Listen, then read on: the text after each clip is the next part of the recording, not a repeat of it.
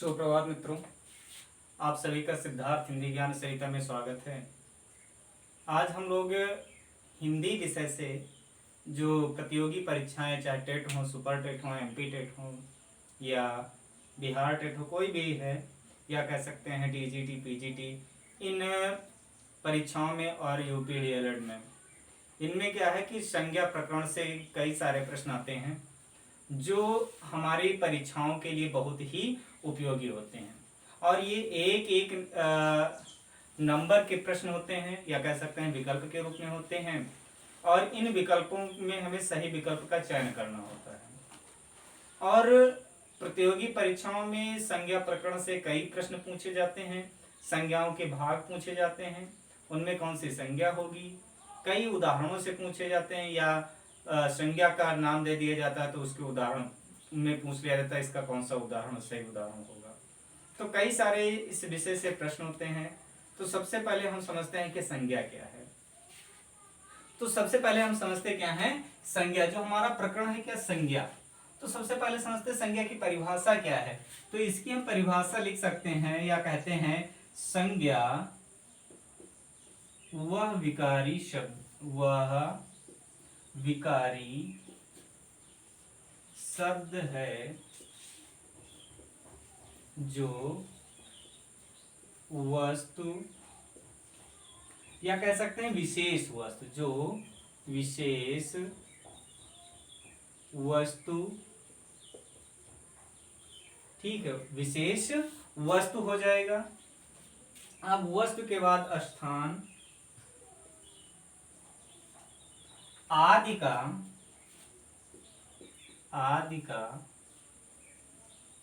बोध कराता है या ज्ञान कराता है, बोध कराता है।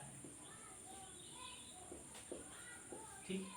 अब क्या हम लोगों ने पढ़ा कि संज्ञा वह विकारी शब्द है जो विशेष वस्तु, स्थान आदि का बोध कराता है।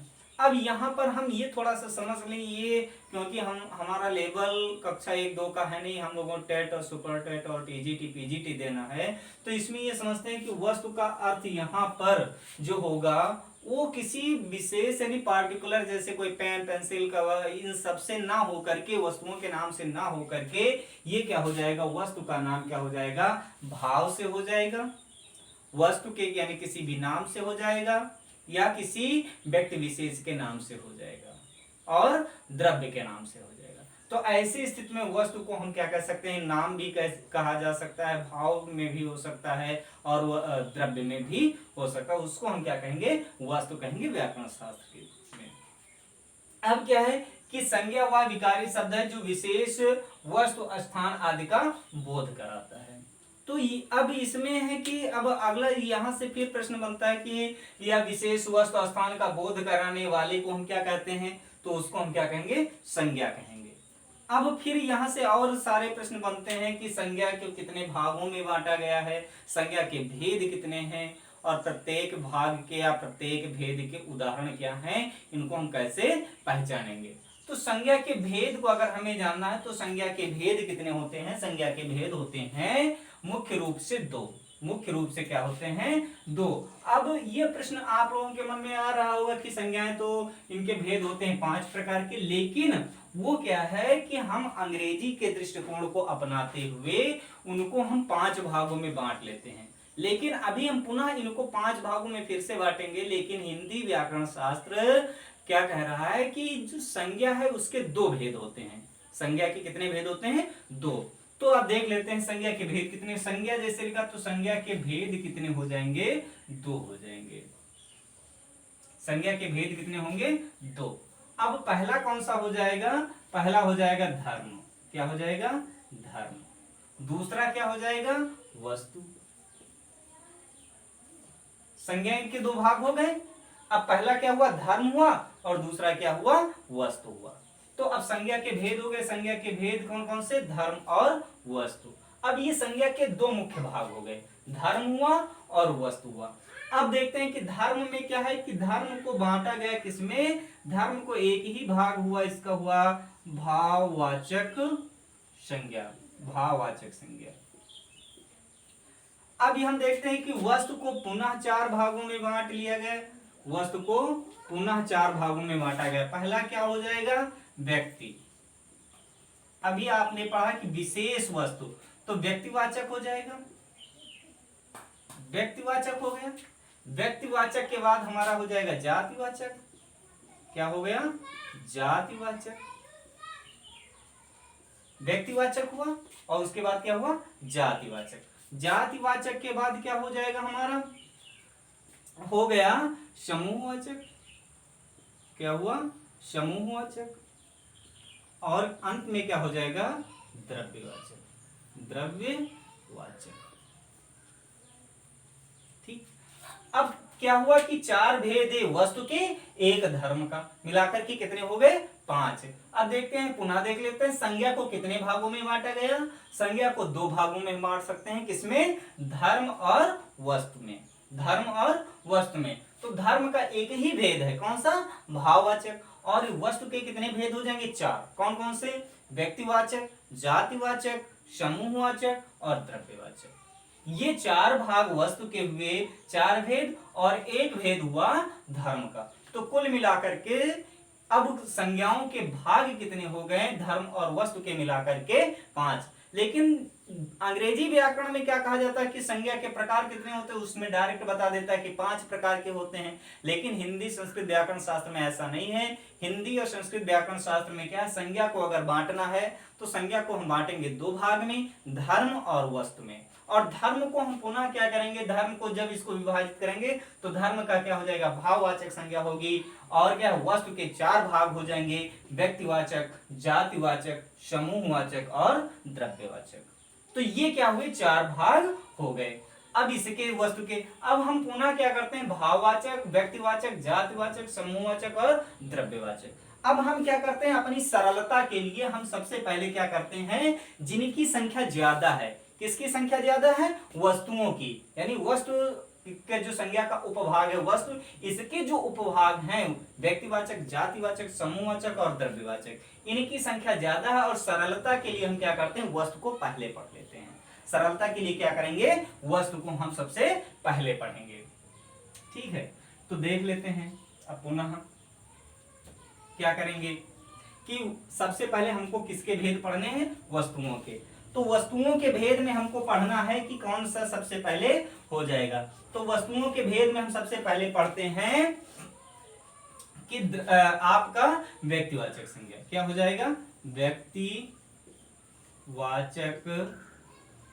संज्ञा। अब सबसे पहले आप जानते हैं कि व्यक्तिवाचक संज्ञा क्या है।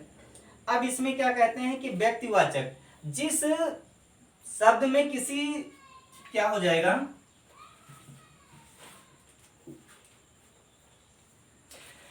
जिस यानी शब्दों से किसी एक वस्तु या व्यक्ति का बोध होता है। जिस शब्द से किसी व्यक्ति या एक वस्तु का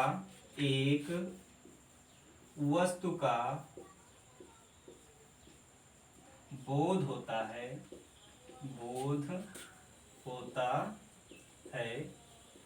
क्या कहलाता है? व्यक्तिवाचक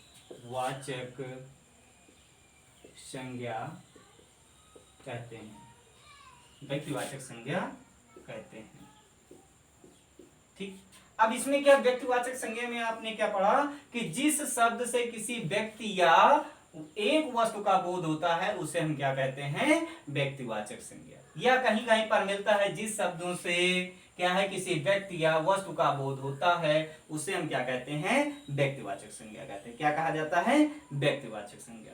अब व्यक्तिवाचक संज्ञा में जैसे राम, मोहन, कृष्ण, इस तरह से अगर हम उदाहरण लिखना चाहें तो क्या हो जाएगा? राम हो जाएगा, मोहन हो जाएगा, कलम हो जाएगा।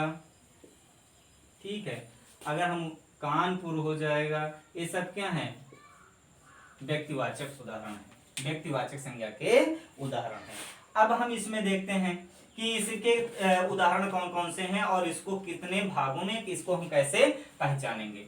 तो अब इसमें हम कहते हैं कि भाई व्यक्तिवाचक जो संज्ञा है कि जिस शब्द से किसी व्यक्ति या वस्तु का बोध होता है उसे हम क्या कहते हैं, व्यक्तिवाचक संज्ञा कहते हैं। जैसे राम, मोहन, कलम, कानपुर, इस तरह की जो संज्ञाएं होंगी वो व्यक्तिवाचक के अंतर्गत आएंगी। अब आगे हम फिर पुनः बात करते हैं कि इन व्यक्तिवाचक संज्ञाओं में क्या है, एक रूसी व्याकरण शास्त्री हैं देमसित्स, ठीक है। तो उन्होंने किसके क्या किया है कि अनेक भागों में इसको बांटा है। तो अगर हम पढ़ना है हमको तो हम सबसे पहले पढ़ते हैं रूसी जो व्याकरण शास्त्री हैं उनके अनुसार क्या है। इसको हम इरेज कर लेते हैं तो ऊपर से दिखेगा आपको। क्या है कि जो रूसी व्याकरण शास्त्री हैं देमसित्स, क्या है, देमसित्स के अनुसार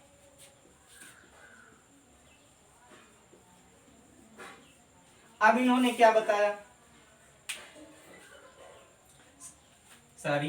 देमसित्स है, गलती से लिख गया, देमसित्स के अनुसार इन्होंने क्या बताया कि जो व्यक्तिवाचक संज्ञा हैं उनको कहां कहां पर होंगी और इनको हम कैसे पहचानेंगे। तो देमसित्स ने बताया कि अगर व्यक्तियों के अगर इसमें है तो व्यक्तियों के अगर नाम हो, क्या है, इन्होंने पहला एक क्या बताया दिया कि यदि व्यक्तियों के नाम है, व्यक्तियों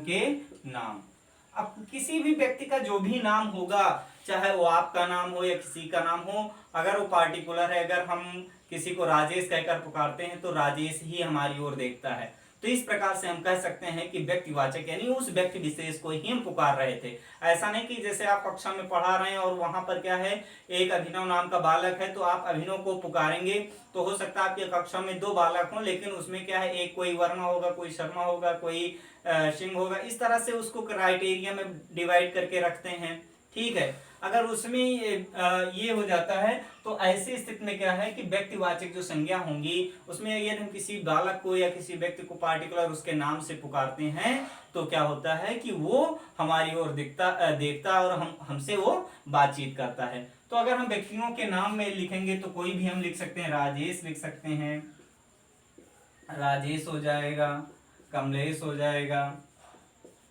सुरेश भी हो सकता है, आपका नाम भी हो सकता है। तो इस तरह से हम क्या कह सकते हैं कि जो व्यक्तियों के नाम होंगे वो क्या होंगे, व्यक्तिवाचक संज्ञा में होंगे।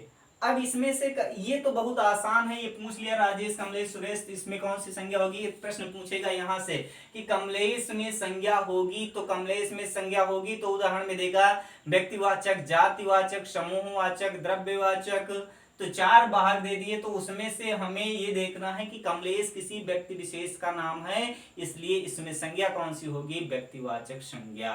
तो हमको सही किस पर करना है, व्यक्तिवाचक संज्ञा में। फिर दूसरा प्रश्न यहीं से एक और बनता है कि निम्न में व्यक्तिवाचक संज्ञा का उदाहरण है, तो उसमें मित्रता दे दिया, सोना दे दिया, ठीक है, और किसी का जैसे रागिनी दे दिया, शैला दे दिया, कोई नाम एक दे सकता है, सरला दे दिया, या कह सकते हैं, और समूहवाचक में दल दे दिया। तो 4 उदाहरण हो गए। तो इसमें से हमको देखना है कि व्यक्तिवाचक इसमें किसी सरला का नाम दिया है या शालिनी का नाम दिया है, कोई एक नाम दिया होगा, चाहे वो स्त्रीलिंग का हो या पुल्लिंग का हो, ठीक। इनमें से ये नहीं कि हाँ इसमें से कि जो आप देख रहे हैं कि इसमें पुल्लिंग ही नाम है तो पुल्लिंग के ही नाम व्यक्तिवाचक होंगे, पुल्लिंग हो या स्त्रीलिंग के शब्द हो वो होंगे क्या, व्यक्तिवाचक। यहाँ पर शालिनी हो सकता है, सीता, गीता हो सकता, कोई भी फीमेल यानी स्त्रीलिंग का शब्द भी हो सकता है। अब हमको देखना है कि इन्होंने आगे क्या बताया, कहा कि जो दिशाओं के नाम है, क्या बताया दूसरे स्टेप में इन्होंने क्या बताया कि जो दिशाओं के नाम है, क्या कहा, दिशाओं के नाम, दिशाओं के नाम, दिशाओं के नाम क्या है, ये भी इन्होंने बताया कि जो दिशाओं के नाम हैं वो हैं क्या, व्यक्तिवाचक। तो दिशाओं के नाम वैसे तो क्या है कि दिशाओं के नाम क्या होते हैं, 4 मुख्य रूप से दिशाएं कितनी होती हैं, 4। लेकिन क्या होता है कि अगर हम इनको और डीप में पढ़ते हैं, दिशाएं कितनी होती हैं, 10। क्या होती हैं, 10 दिशाएं, ठीक है। तो 10 दिशाएं क्या होती हैं, ये 4 पूर्व, पश्चिम, उत्तर, दक्षिण, ये हम लोग जानते हैं, और इनके चारों के जो कोने होते हैं, कोण होंगे वो हो जाएंगे, और ऊपर नीचे। तो 4 दिशाएं मुख्य रूप से, और 4 का क्या हो जाएगा कि इनके कोण हो जाएंगे, और ऊर्ध्व और अधा ऊर्ध्व का अर्थ होता है ऊपर और अधा का अर्थ क्या हो जाएगा नीचे। ठीक है, तो इस तरह से क्या हो जाएंगी 10 दिशाएं हो जाएंगी। तो दिशाओं के नाम जो होंगे वो क्या होंगे आपके व्यक्तिवाचक संज्ञा के अंतर्गत आएंगे। ठीक है, पूर्व हो जाएगा, पश्चिम हो जाएगा, पश्चिम, उत्तर, दक्षिण, ये क्या है दिशाओं के नाम। तो ये किसमें आ जाएंगे, अगर प्रश्न पूछ लिया गया कि दक्षिण में दिशा होगी तो दक्षिण में संज्ञा होगी तो दक्षिण में व्यक्तिवाचक संज्ञा होगी। या जैसे दे दिया गया निम्न में व्यक्तिवाचक संज्ञा का उदाहरण है, उसमें पश्चिम दे दिया गया। ठीक है, और दे दिया गया पश्चिम दे दिया गया, सेना दे दी गई, और दे दिया गया पानी, दे दिया गया तेजाब, दे दिया गया। और इस तरह से अब इसमें से हमको देखना है कि हमें ये मालूम होना चाहिए दिशाओं के जितने भी नाम होंगे वो किस में आएंगे व्यक्तिवाचक संज्ञा में, इसलिए ये क्या हो जाएगा व्यक्तिवाचक संज्ञा हो जाएगी। आगे हम क्या करते हैं कि भाई व्यक्तियों के नाम हो गए, दिशाओं के नाम हो गए, और इसके बाद है देश के नाम। तीसरे स्टेप में इन्होंने क्या बताया, देशों के नाम। क्या कहा, देशों के नाम। देशों के नाम, जो भी देश होंगे उनके जो नाम होंगे वो किसमें हो जाएंगे व्यक्तिवाचक संज्ञा में। जैसे भारत है, रूस है, फ्रांस है, ठीक है, अमेरिका है, ये सब क्या है देशों के नाम है। और इनमें संज्ञा कौन सी होगी व्यक्तिवाचक। पूछ लेगा भारत में संज्ञा होगी तो भारत में संज्ञा होगी तो यहाँ पर क्या हो जाएगा भारत किसी का नाम भी हो सकता है, और भारत क्या है या भारत नाम हो सकता है, लेकिन कहीं कहीं पर भारत भी मिल जाता है। तो जैसे किसी का नाम हो सकता है भारत लाल, तो भारत में अगर पूछ रहा है कि संज्ञा होगी तो चाहे नाम का हो या देश का होगा तो उसमें क्या हो जाएगा व्यक्तिवाचक संज्ञा ही होगी। किसी भी देश का नाम, ठीक है, ऐसा नहीं है कि ये जो 4 देश लिखे गए इन्हीं में केवल व्यक्तिवाचक संज्ञा होगी और देशों में नहीं। कोई भी जितने भी संसार में देश हैं सभी देशों के नामों में व्यक्तिवाचक संज्ञा होगी। अगला उदाहरण है राष्ट्रीय जातियों के नाम। क्या हो जाएगा, बताया कि राष्ट्रीय जातियों के नाम। राष्ट्रीय जातियों के नाम, राष्ट्रीय जाति का नाम, जैसे हम भारत में रह रहे हैं तो हमारी राष्ट्रीय जाति कौन सी हो जाएगी भारतीय।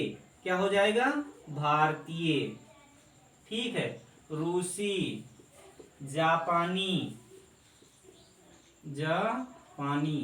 इस तरह से जो राष्ट्रीय जातियां हैं उनमें भी व्यक्तिवाचक संज्ञा होगी। ठीक, अगला उदाहरण हमारा है समुद्रों के नाम। 5वां क्या हो जाएगा समुद्रों के नाम।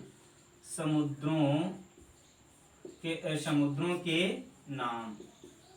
अब इसमें देखते हैं समुद्रों के नाम में पिछली बार जो पहली बार जो सुपर टेट का आयोजन हुआ था तो उसमें एक प्रश्न पूछा गया था कि जब उसमें अतिलघु में पूछा गया था तो उसमें एक प्रश्न आया था लाल सागर में संज्ञा होगी। सुपर टेट में पूछा गया था जब पहली बार आयोजन हुआ था सुपर टेट का, तो लाल सागर में संज्ञा होगी। तो लाल सागर में संज्ञा कौन सी होगी, क्योंकि समुद्र का नाम है, सागर कहें या समुद्र कहें बात बराबर, तो सागर हो या समुद्र हो तो उसमें संज्ञा कौन सी होगी व्यक्तिवाचक। तो चाहे लाल सागर हो, लाल सागर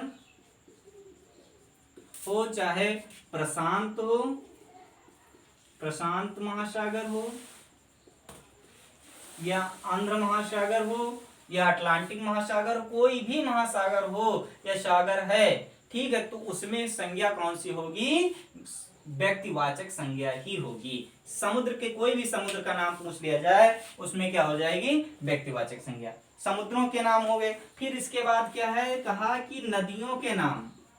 नदियों के नाम, नदियों के जो नाम होंगे उसमें भी व्यक्तिवाचक संज्ञा होगी, चाहे वो भारत देश में प्रवाहित होने वाली नदी हो या संसार के किसी देश में बहने वाली नदी हो, चाहे गंगा हो, चाहे ब्रह्मपुत्र हो, ठीक है, या कह सकते हैं अन्य देशों की जो नदियां हैं उनमें भी व्यक्तिवाचक संज्ञा होगी। ये ध्यान रखना है कि केवल ऐसा नहीं कि जो भारत देश में ही प्रवाहित हो रही नदियां बह रही उन्हीं में व्यक्तिवाचक संज्ञा होगी। गंगा, ब्रह्मपुत्र, गंडकी, ठीक है, सोन, ये सब क्या है नदियां हैं, तो इन सब में क्या हो जाएगा व्यक्तिवाचक संज्ञा। अगला हम देखते हैं कि नगरों के नाम। क्या हो जाएंगे? नगरों के नाम, नगरों के नाम, नगरों के नाम, नगर के नाम। अब भाई अभी तक आपने क्या कहा कि भाई देश के नाम। अब देश के नाम तो देश के अंदर क्या है, नगर भी हो सकते हैं, नगर यानी प्रांत हो सकते हैं, प्रांत के अंदर जिला हो सकते हैं, आपका गांव भी हो सकता है, आपका शहर भी हो सकता है। ठीक है, अगर हम शहर की बात करें तो लखनऊ होगा, कानपुर होगा, फैजाबाद, अयोध्या, ठीक, वाराणसी, इलाहाबाद, इन सब में क्या हो जाएगा? व्यक्तिवाचक संज्ञा होगी। तो नगरों के नाम चाहे लखनऊ हो, लखनऊ, प्रयाग, ठीक है, प्रयाग हो गया, अयोध्या हो गया, इन सब में क्या हो जाएगा? आपका व्यक्तिवाचक संज्ञा ही होगा। आगे देखते हैं, इन्होंने और कई कंडीशन बताई कहां कहां पर और व्यक्तिवाचक संज्ञा हो सकती है। इन्होंने बताया त्योहारों के नाम हो सकते हैं, राष्ट्रीय राजमार्गों के नाम, ठीक है, समाचार पत्रों के नाम, इन सब में क्या है? व्यक्तिवाचक संज्ञा होगी। आगे इन्होंने क्या बताया कि जो व्यक्तिवाचक संज्ञा होगी और कहां पर होगी? कहा पर्वतों के नाम। क्या बताया इन्होंने? अगले स्टेप पर क्या कहा? पर्वतों के नाम, पर्वतों के नाम। कोई भी पर्वत का नाम होगा, चाहे हिमालय हो, हिमालय, हिमालय पर्वत हो, या हो सकता है हिमालय पर्वत, और क्या है? कैलाश, हिमालय हो जाएगा, और क्या हो जाएगा आपका? हिमालय हो जाएगा, विंध्याचल हो जाएगा, हिमालय, विंध्याचल हो जाएगा, एवरेस्ट हो जाएगा, एवरेस्ट पर्वत चोटियां जो हैं, एवरेस्ट, ठीक है, एवरेस्ट पर्वत चोटियां, इन सब में क्या हो जाएगा? पर्वत आपका व्यक्तिवाचक संज्ञा। इसके बाद हम देखते हैं कि हो जाएगा, पर्वतों के नाम हो गए, फिर नगरों के नाम आपने देख लिए, और इसके बाद क्या हो जाएगा? पुस्तकों तथा समाचार पत्रों के नाम। क्या हो जाएगा? पुस्तकों तथा समाचार पत्रों के नाम, पुस्तकों तथा समाचार पत्रों के नाम, समाचार पत्रों के नाम, पत्रों के नाम। इनमें क्या हो जाएगा? समाचार पुस्तकों के नाम हो तो चाहे समाचार पत्रों के नाम। पुस्तकों के नाम में क्या हो जाएगा? जैसे गोदान, गोदान पुस्तक का नाम हो जाएगा, कामायनी, कामायनी, रामचरितमानस या रामायण, रामायण हो जाएगा, ठीक। या अब हम समाचार पत्रों के नाम की बात करते हैं तो समाचार पत्रों के नाम में जैसे दैनिक जागरण, दैनिक जागरण, ठीक है, दैनिक जागरण, हिंदुस्तान, स्वतंत्र भारत, आज, इंडिया टुडे, इन सब में क्या है? इंडिया टुडे, एक बार पूछा गया इंडिया टुडे में कौन सी संज्ञा होगी, तो इंडिया टुडे समाचार पत्र का नाम है, इसलिए इसमें व्यक्तिवाचक संज्ञा होगी, ठीक है। तो क्योंकि हम जानते हैं कि पुस्तकों तथा समाचार पत्रों के नाम, कोई भी पुस्तक होगी, कोई भी समाचार पत्र होगा, पत्रिकाएं होंगी, उनमें क्या हो जाएगा? व्यक्तिवाचक संज्ञा ही होगी। इसके बाद इन्होंने क्या बताया कि दिन तथा महीनों के नाम। क्या कहा? दिन तथा महीनों के नाम, महीनों के नाम। अब दिनों के नाम हो, सोमवार से लेकर के रविवार तक जो भी हैं, चाहे सोमवार, कोई भी दिन का नाम पूछ सकते हैं, तो सोमवार, मंगलवार, बुधवार, बृहस्पतिवार, शुक्रवार, शनिवार, रविवार, इन सब में क्या होगा? व्यक्तिवाचक संज्ञा होगी। फिर मास के, अगर महीनों के नाम हम बात करते हैं तो जुलाई हो जाएगा, अगस्त हो जाएगा, जुलाई, अगस्त। और अगर इस बात पर एक चीज और ध्यान रखेंगे, ये अंग्रेजी महीनों के नाम है, अगर हिंदी महीनों के नाम भी पूछे जाते हैं तो वहां पर भी जातिवाचक, सारी व्यक्तिवाचक संज्ञा होगी। तो जैसे क्या पूछ लिया जाता है? श्रवण पूछ लिया गया, श्रवण हो जाएगा, भाद्रपद हो जाएगा, भाद्रपद, ठीक है। फिर क्या हो जाएगा? आश्विन हो जाएगा, आश्विन, ठीक। तो ये सब जो महीने हैं इनमें क्या हो जाएगा? ये हिंदी महीने हैं तो इनमें भी व्यक्तिवाचक संज्ञा होगी। फिर क्या है? त्योहार और उत्सवों के नाम, त्योहार और उत्सवों के नाम, और उत्सवों के नाम, उत्सवों के नाम, त्योहार और उत्सवों के नाम। तो त्योहार में जैसे होली है, दीपावली है, ठीक है, ईद हो जाएगा, गुरपर्व हो जाएगा, गुरपर्व, ठीक है। तो इस तरह से जो त्योहार हैं इन सब में क्या हो जाएगा कि व्यक्तिवाचक संज्ञा। उत्सव की अगर हम बात करते हैं तो उत्सव में कौन से हो जाएंगे, उत्सव भी तो हमारे क्या हैं कि इसके क्या है कि व्यक्तिवाचक संज्ञा के उदाहरण है, जैसे विजयदशमी, विजयदशमी, विजयदशमी यानी जिसको हम लोग क्या कहते हैं, दशहरा कहते हैं। इसमें भी क्या हो जाएगा, विजयदशमी पूछ लिया गया, विजयदशमी में कौन सी संज्ञा होगी, तो विजयदशमी में संज्ञा कौन सी होगी, व्यक्तिवाचक, ठीक है। तो इनसे क्या है, और हम देख लेते हैं ऐतिहासिक युद्धों और घटनाओं के नाम क्या हो जाएंगे, ऐतिहासिक युद्धों और घटनाओं के नाम, और घटनाओं के नाम, इसको इरेज कर देते हैं, सही से लिख दिया जाए, घटनाओं के नाम। तो ऐतिहासिक युद्धों के नाम में जैसे पानीपत, पानीपत, हल्दी घाटी, हल्दी घाटी, ठीक है, हल्दी घाटी हो गई। अब जैसे हम कह सकते घटनाओं में जैसे क्या हो जाएगा, अक्टूबर क्रांति, अक्टूबर क्रांति, हरित क्रांति, हरित क्रांति, इन सब में क्या है कि भी व्यक्तिवाचक संज्ञा होगी। तो इस तरह से इतने पक्षों में हम देख सकते हैं, कई सारे उदाहरण मिले और हमको याद करने में भी सुविधा रहेगी। हम उदाहरण याद ना करके हम इनके जो मुख्य बिंदु हैं, दिनों के नाम, महीनों के नाम, समाचार पत्रों के नाम, ऐतिहासिक युद्धों के नाम में, ठीक है, पर्व त्योहारों में, व्यक्तियों के नाम में, पर्वतों के नाम में, नदियों के नाम में, इन सभी के नाम जो होंगे वो सभी के सभी होंगे क्या, व्यक्तिवाचक में होंगे, ठीक। इनसे हमें क्या है कि रटने की आवश्यकता नहीं होगी, और ये मात्र 10-12 बिंदुओं के द्वारा हमको क्या है कि व्यक्तिवाचक संज्ञा का जो प्रकरण है वो हमारी समझ में आ जाएगा। अब इसके अगले भाग में हम तुरंत पढ़ते हैं कि व्यक्तिवाचक के बाद हम लोगों ने पढ़ा था जातिवाचक। तो जातिवाचक संज्ञाओं में कौन कौन से आएंगे, इसको हम लोग अब पढ़ेंगे। तो अब क्या है कि अब इसमें अभी हम लोगों ने व्यक्तिवाचक में पढ़ा, किसी व्यक्ति या वस्तु के को जानने को क्या कहते हैं, व्यक्तिवाचक संज्ञा। अब हम कहते हैं जाति, पढ़ते हैं जातिवाचक संज्ञा, जातिवाचक संज्ञा। ये जातिवाचक संज्ञा क्या है। अब एक चीज आपको और समझा दें कि व्यक्ति यानी किसी भी, अगर आपको ऐसे उदाहरण से लगे कि वो एक ही है, ठीक है, अगर हम जैसे लाल सागर की होली की, दीपावली, रक्षाबंधन की बात करते हैं, या हम गंगा यमुना सरस्वती की बात करते हैं, पहाड़ों के नाम में हिमालय, कैलाश, विंध्याचल, एवरेस्ट ना, ठीक है, नंदन चोटी, इस तरह की हम अगर हम बात करते हैं तो ये सब है क्या, अकेले हैं।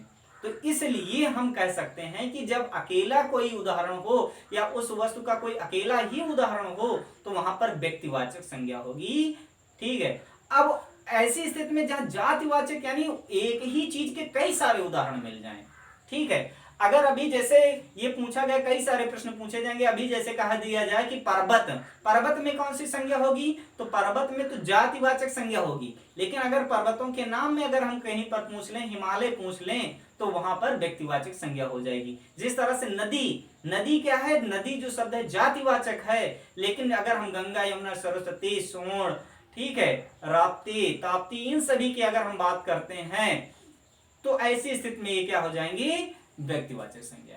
तो जातिवाचक संज्ञा क्या हो जाएंगी, जिन संज्ञाओं से क्या हो जाएगा,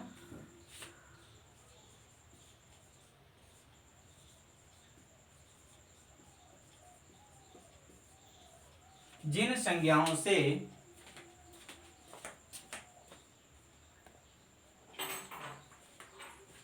अब हम देखते हैं कि जातिवाचक संज्ञा में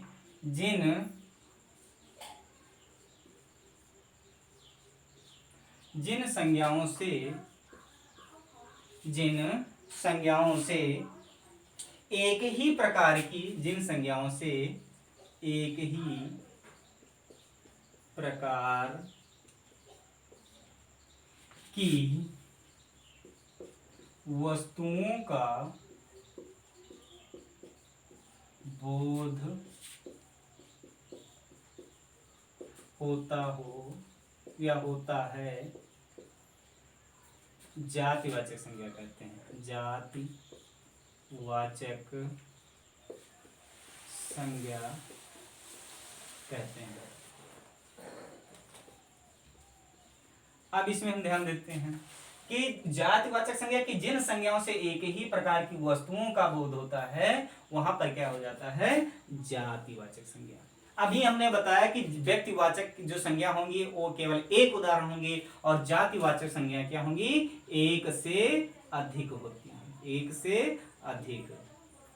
क्या लिखा, जिन संज्ञाओं से एक ही प्रकार की वस्तुओं का बोध होता है उसे क्या कहते हैं, जातिवाचक संज्ञा।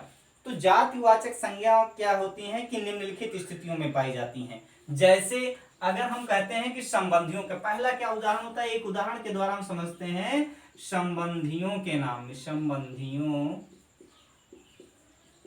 के नाम में, के नाम।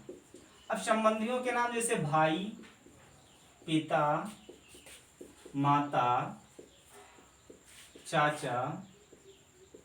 अब इसमें क्या है, ये जातिवाचक संज्ञा के उदाहरण हैं। ठीक है, बहन, क्या कर सकते हैं, बहन, ये सब क्या है। अगर हम बहन की बात करते हैं तो पार्टिकुलर आपकी ही नहीं या हमारी ही नहीं या अन्य किसी की नहीं, उसमें क्या है कि अगर बहन की बात की जा रही, चाचा की बात की जा रही है तो वो क्या है, एक जातिवाचक संज्ञा के रूप में प्रयुक्त किया जाता है। पिता की बात कही जा रही है तो पार्टिकुलर अगर हम आपके पिता का अगर राधेश्याम नाम है तो राधेश्याम की बात करेंगे तब वहां पर व्यक्तिवाचक हो जाएगा। लेकिन अगर हम कहेंगे पिता में कौन सी संज्ञा होगी तो पिता में कौन सी संज्ञा हो जाएगी, जातिवाचक। भाई में कौन सी संज्ञा होगी, जातिवाचक। लेकिन आपके भाई का जैसे कोई दीपक नाम है तो दीपक की अगर हम बात करेंगे तो व्यक्तिवाचक होगा, लेकिन अगर हम भाई की बात करेंगे तो वहां पर क्या हो जाएगा, जातिवाचक। ठीक है, तो संबंधियों के नाम में क्या होगा, आपका क्या हो जाएगा, जातिवाचक संज्ञा होगी। ठीक है, अब इसी में क्या है कि पदों के नाम, दूसरा क्या हो जाएगा, पदों के नाम, पदों के नाम, पदों के नाम।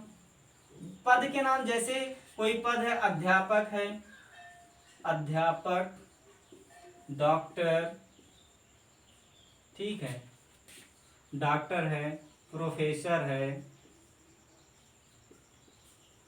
ठीक है, प्रोफेसर है, प्रधानमंत्री है, प्रधान, चलो तो प्रधानमंत्री क्या है, पद का नाम है, प्रधानमंत्री। प्रधानमंत्री कोई एक व्यक्ति विशेष नहीं है, एक पद का नाम है, इसलिए प्रधानमंत्री में संज्ञा कौन सी हो जाएगी, जातिवाचक संज्ञा। राष्ट्रपति क्या है, एक पद है। ठीक है, राष्ट्रपति जैसे क्या है, रामनाथ कोविंद है, लेकिन अगर रामनाथ कोविंद की अगर बात की जाए तो वो जातिवाचक होंगे, लेकिन अगर हम राष्ट्रपति की बात करें तो वहां पर क्या हो जाएगा, जातिवाचक, क्योंकि राष्ट्रपति एक पद है। प्रधानमंत्री नरेंद्र मोदी है, लेकिन यहाँ पर क्या है कि नरेंद्र मोदी में तो व्यक्तिवाचक संज्ञा होगी, लेकिन अगर हम पार्टिकुलर प्रधानमंत्री की बात करें तो प्रधानमंत्री एक पद है, इसलिए यहाँ पर क्या हो जाएगा, जातिवाचक संज्ञा हो जाएगी। ठीक, अब ऐसी स्थिति में हम क्या करते हैं कि जैसे अगला हो जाएगा पशु पक्षियों के नाम, पशु पक्षियों के नाम, पशु पक्षियों के नाम।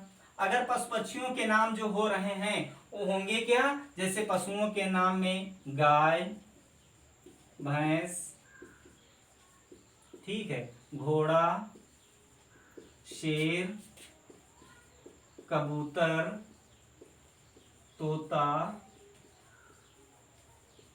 ये सब क्या हो जाएंगे, जातिवाचक। गाय क्या है, एक पार्टिकुलर आपके यहाँ जो है वो नहीं, वो तो एक आपकी है, लेकिन वो क्या है, एक जातिवाचक संज्ञा के रूप में। घोड़ा क्या है, जातिवाचक संज्ञा है। शेर क्या है, जातिवाचक संज्ञा है। कबूतर क्या है, पक्षी है, इसलिए ये भी क्या हो जाएगा, जातिवाचक संज्ञा का उदाहरण है। ठीक, अगर हम कबूतर की बात करते हैं तो कबूतरों की जितनी भी प्रजाति है उसके विषय में हम बात करते हैं। शेर की अगर हम बात करते हैं तो शेर की पूरी प्रजाति के विषय में बात कर रहे हैं।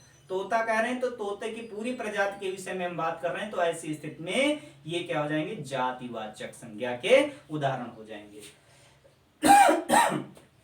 अगला हम देखते हैं,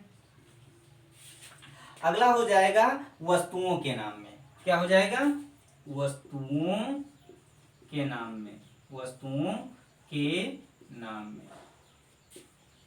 अब वस्तुओं के नाम जैसे क्या है, कुर्सी जो है, कलम क्या है, कुर्सी, कलम, मेज, ये सब क्या है, वस्तुओं के नाम हैं। अब कलम की अगर बात की जाए, मेज की बात की जाए, कुर्सी की बात की जाए, तो ये पार्टिकुलर एक आपकी ही नहीं या हमारी ही नहीं, ये क्या है, एक प्रजाति का नाम है। इसलिए क्या हो जाएंगे, वस्तुओं के नाम भी क्या हो जाएंगे, जातिवाचक संज्ञा के अंतर्गत आएंगे। इसके बाद हम देखते हैं कि प्राकृतिक तत्वों के नाम। क्या हो जाएगा, अगला क्या हो जाएगा, प्राकृतिक तत्वों के नाम। तत्वों के नाम, प्राकृतिक तत्वों के नाम। तो प्राकृतिक तत्वों के नाम में क्या है, जैसे बिजली, भूकंप, सुनामी।